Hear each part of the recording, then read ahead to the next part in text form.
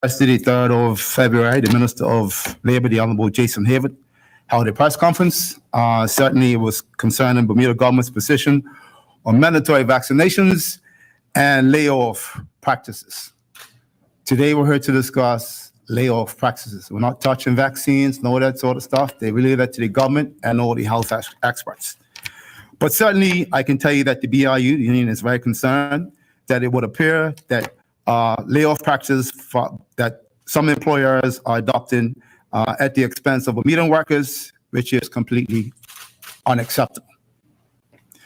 The Minister of Labour, in his press statement, I think it was the very first paragraph, so I'll read the very first paragraph. Today, I would like to address a number of concerns reported to the Ministry of Labour from employees and members of the public about mandatory vaccinations within the workplace, and the last few words was very concerning to the organization.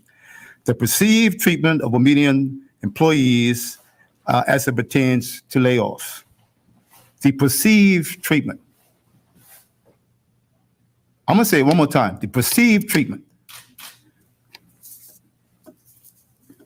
Let us just be clear about what is going on in certain businesses, and it's not the perceived treatment of Bermudians. Bermudians are actually being laid off. That is happening in several businesses, and it needs to stop.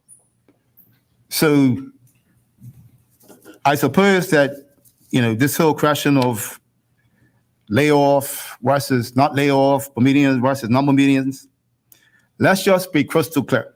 As of November 1st, 2021, there are 46 closed job categories as it relates to work permit restrictions. I'm just going to highlight 3: room attendants, bartenders, and a lodging attendant. All this is related to hotels. You might say, well, why are we touching on hotels? You should be aware that the One Bermuda Alliance government gave St. Regis 137 work permits. The One Bermuda Alliance government gave St. Regis 137 work permits. Stop and think for a minute, what does that really mean? This is kind of like the airport that we didn't know all the details about, and I'm finding out about it now, where the government's now got this minimum service level agreement that it's got to pay. So if the airport is only making $1 million, and the flights that arrive only amounts to $500,000, then the government's got to pay the other $500,000. Then we had the Morgan's Point situation. We found out that the government is only hooked for $160 million up at Morgan's Point. Now look what we're finding out. The ABA government have gave St. Regis 137 work permits, and it looked like these 137 work permits is in the restricted categories also. At least that's the way hotel's taking it. Hotel's saying, you gave me 137, it means I can do what I want. That means I can have 137 non-Bermudans working on here, and I can lay off all the Bermudans. It doesn't say whether it's a bartender, whether it's a laundry worker, or whoever it is, 137. So the ABA government violate the restricted categories? And if so, why did they do that?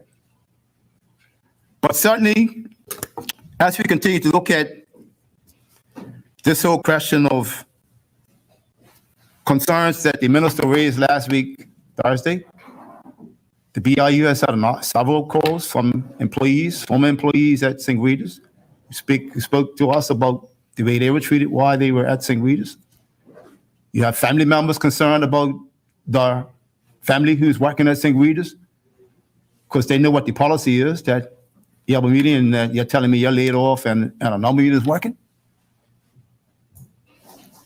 So maybe it's come a day and time now where the government of the day needs to have a policy that if they are violating the restrictions on work permits, maybe the government says to them, your work permit approvals will be restricted for the next 3 years. You're not getting any work permits. People might think that's kind of like draconian, but if I've got policies that employers are not following or restrictions that employers are not following, how are we going to be able to make sure that employers are doing what they should be doing on behalf of Bermudians that should be gainfully employed in their country, as opposed to being laid off right now and a non-Bermudians down there working? So certainly it's very concerning for the organization. I know that we've been in touch with the Labor Department. I know that Gabriel Ken, the Labor Relations Manager, spoke to Sister Ronnie. And I'll let Sister Ronnie speak to you about the comments they shared with Ms. Ken as the Labor Relations Manager as relates to the matters that were concerning to the BRU. Good afternoon. A letter was sent to the minister regarding the layoff situation at the St. Regis. I mean, we are not unfamiliar to layoff. We all know there's layoff in the hotel industry. Excuse me, I can't hear you. You can't? A letter was sent to the labor minister concerning the layoff situation at that particular property because we had been approached by some staff members there. And so he did send a response. And so the letter also copied in Ms. Kim from the Labor Department. And since the letter came with such a vague response, I reached out to Ms. Kim and said, you did get a copy of our letter. Why has there been no response from your department to basically give us a call? And so she said, well, the letter said, you should have these people contact the Labor Department. And I said, we don't want them to contact the Labor Department. We as the union are speaking for them. So we went back and forth, and I said, you know, there are people working in closed categories and have put Bermudians out of jobs. And she just kept going on. So I said, it's Bermudians out of jobs, and you got migrant workers in closed categories. We finished the conversation. She called back about 5-10 minutes later and said, from what she understands from the ministry, there's an MOU between the government and St. Regis that supersedes the work permit policy. So that makes it, we have Bermudians out of work, and you have migrants in those positions working. And that cannot be fair.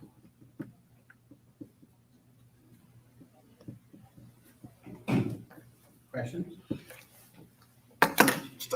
Let's digress on that for a minute. An MOU supersedes the rights of Bermudians. That should be frightening for the people of Bermuda. That we elected and understanding that we elect the government to govern on behalf of the people of Bermuda. Back then in 2012, December 2012, and the government was elected to govern. And that's what they put up to say that, well, we needed investment coming here and we're going to guarantee this, even if it's at the expense of Bermudians during layoffs. That is pretty cynical. Questions? 5 years into this administration. Not 5 years yet. July 4 years into this July makes 5 years. Your budget close now. 4 years and 10 months, 9 months. It's just coming to light. What's just come to light? This agreement between St. Regis and. No, it's not just come to light. We BRU raised this many moons ago, that 137 work permits. Well, we didn't know the actual totality of that in respect to how the management team at St. Regis were going to treat the 137. We kind of thought that would be rational in the respect that, okay, I've got 137 permits.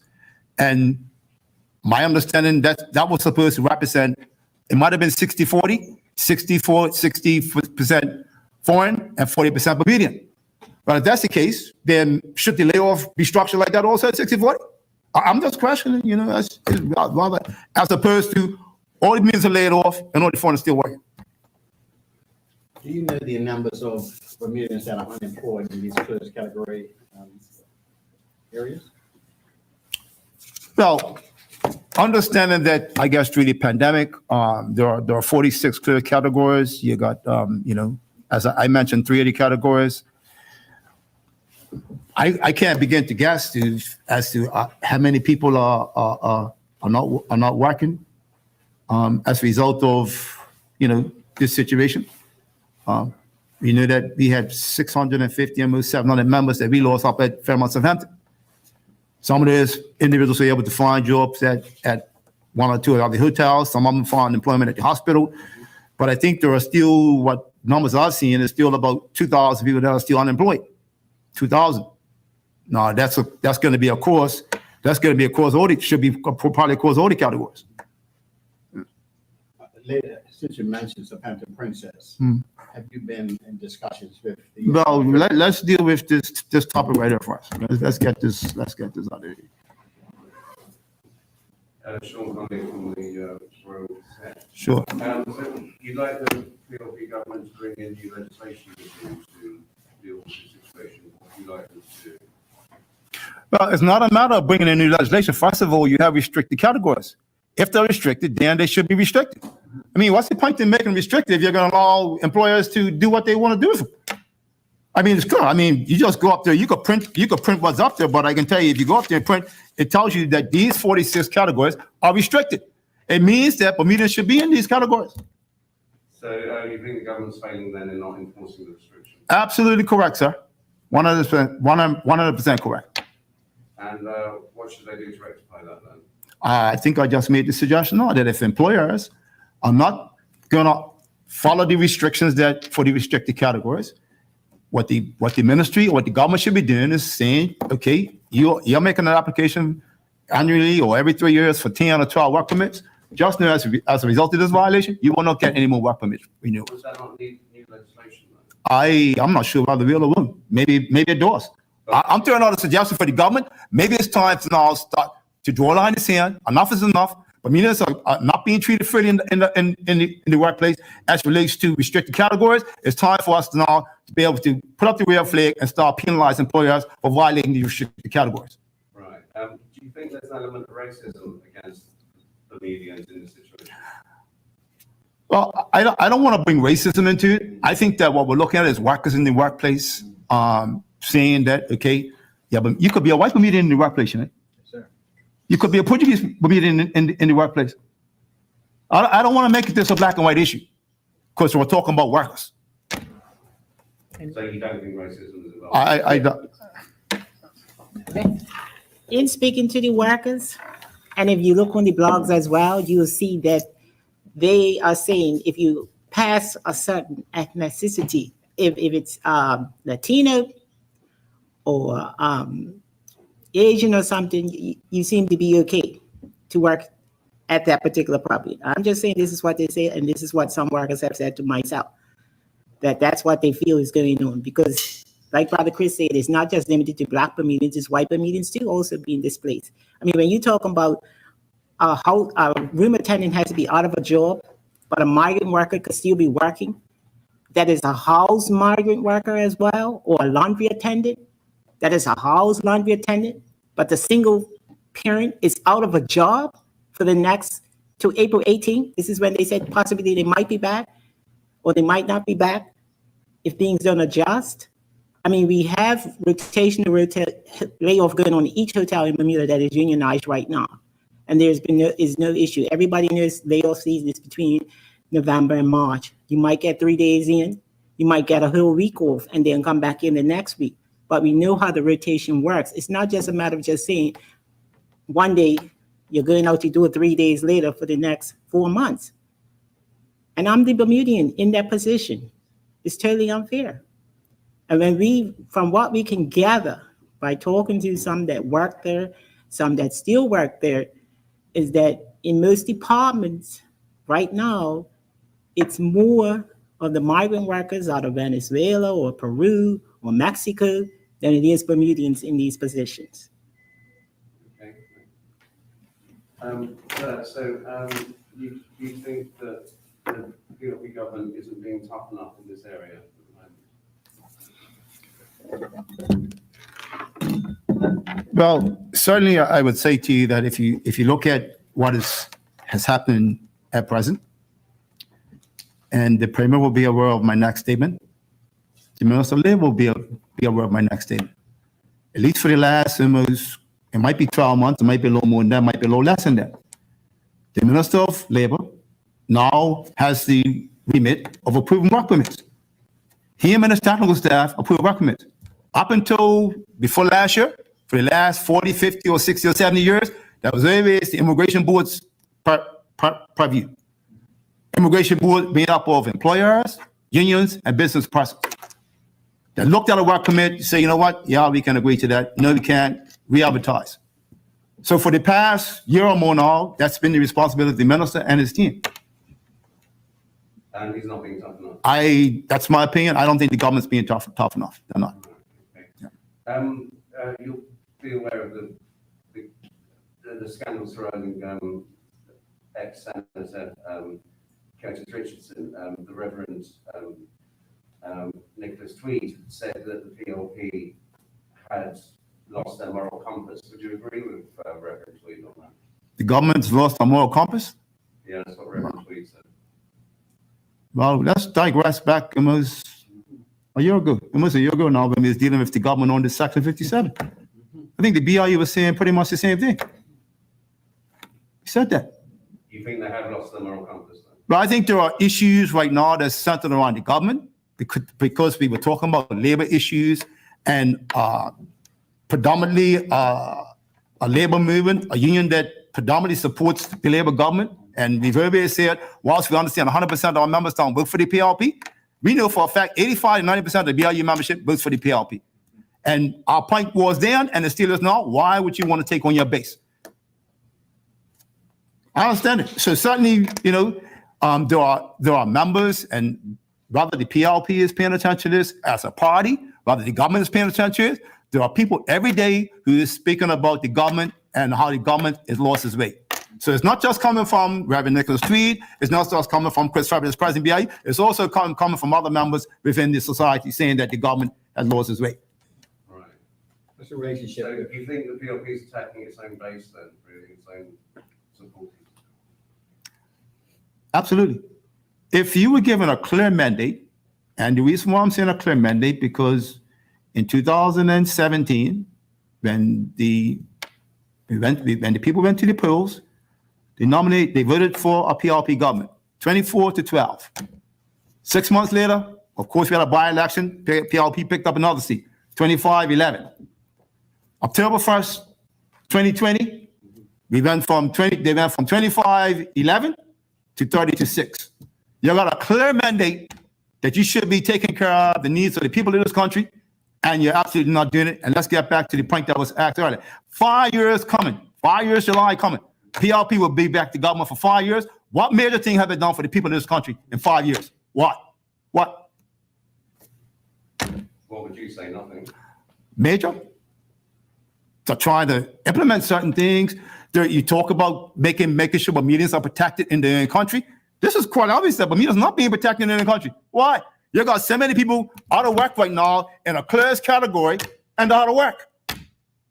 Would you like to see a challenge against David Burt at the delegates conference in October?